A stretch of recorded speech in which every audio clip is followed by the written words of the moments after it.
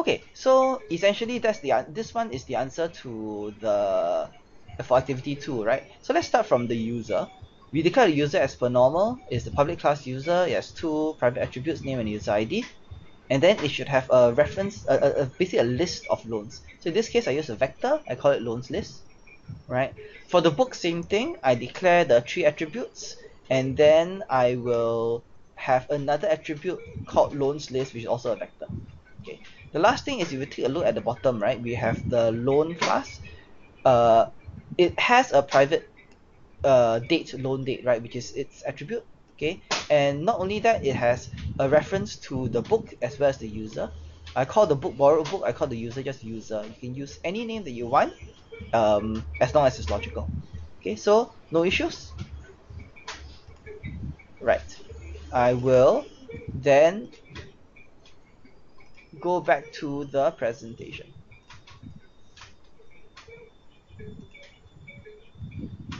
Loading, loading, loading. Okay, we're almost done.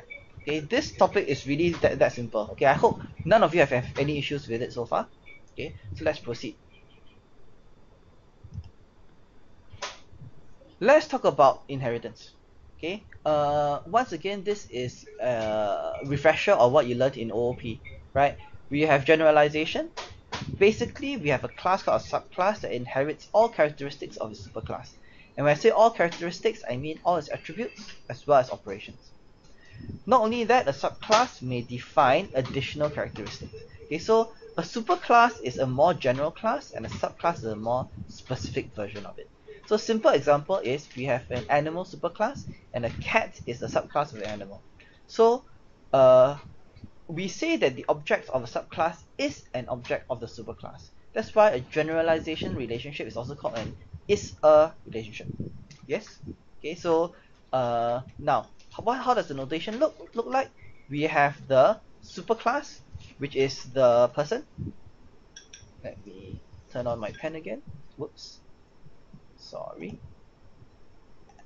Okay, so we have a superclass, which is the person. Okay, and then we have a subclass, which is the employee. We see that the employee is a special type of person, and to denote that, we use an upward arrow, and the arrow is an empty triangle. Okay, please take note of the notation. It is an empty triangle with a solid line. All right.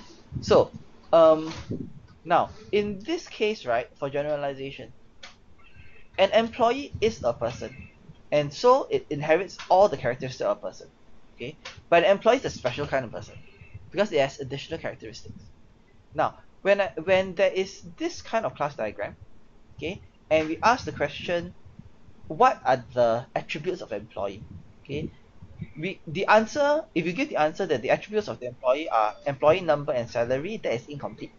Okay, because an employee is also a person, then the attributes name and age are also part of employee. Okay, so the correct answer, if I ask what are the attributes of employee, would be name, age, which are inherited, employee number and salary, which are locally defined.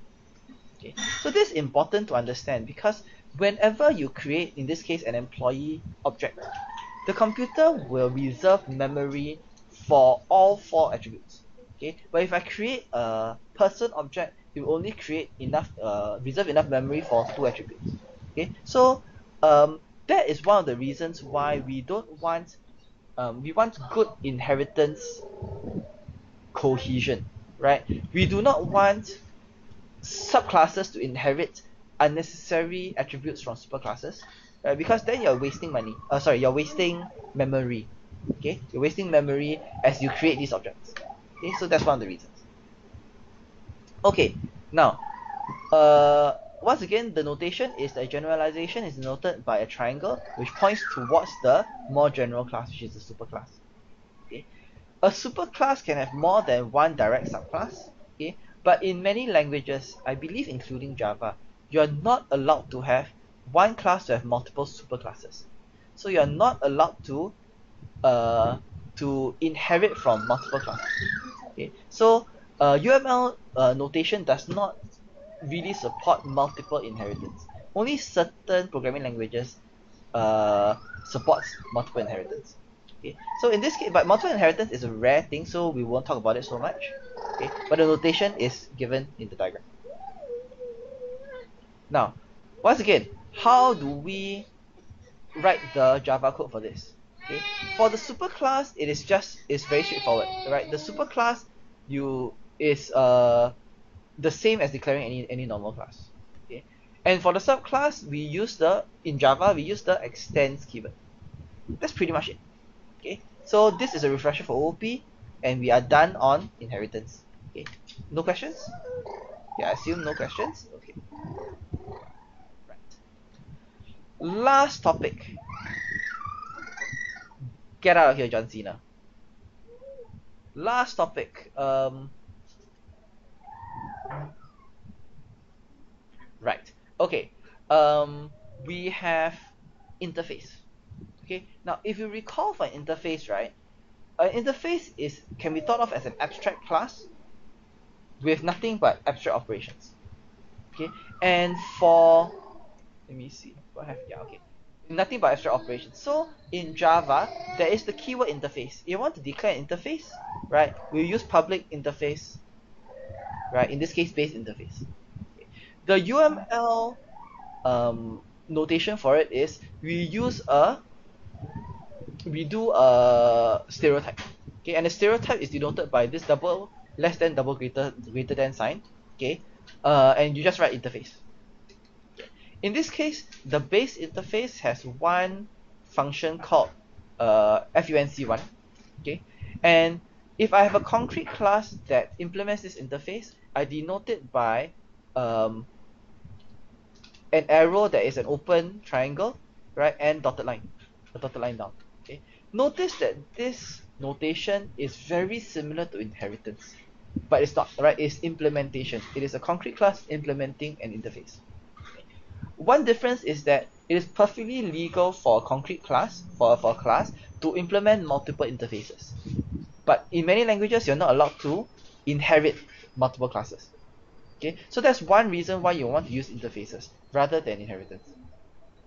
Okay, so the keyword for Java is if I have a concrete class, I want to implement some interface, I use the keyword implements. Right, very, very straightforward. Please take note that if you implement a particular interface, right, now an interface that requires all the classes that implement it to have code for a particular function, right? In this case, func1.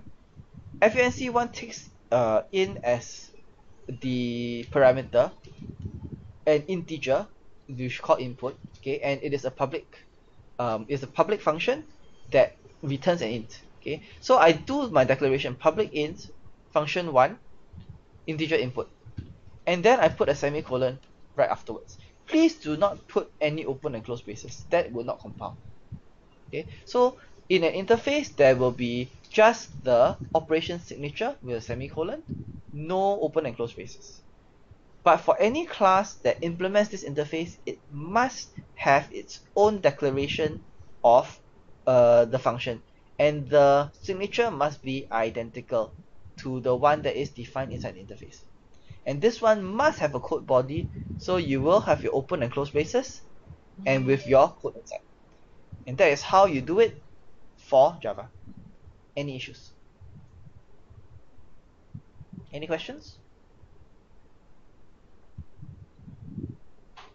I think, all right. At least some of you are listening in. Okay. These sessions were recorded. I'll put it up on YouTube in a separate playlist probably. Okay. Now, and essentially we are done. Okay. It's really this simple.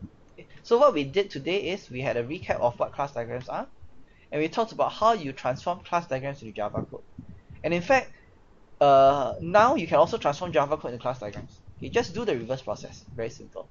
We talked about associations, one-to-one, many-to-many. We talked about association classes and how you would write the code for an association class. We talked about inheritance and we talked about interfaces. Okay, that's basically it. Okay, now so what's going to happen is that usually at this point, right, I would go on and get you guys to do the tutorial. But rather than spending your time now, what I would like you to do is homework. Okay, today please do your tutorial. Let me tutorial, what happened to the tutor guide? Okay, let me present this one.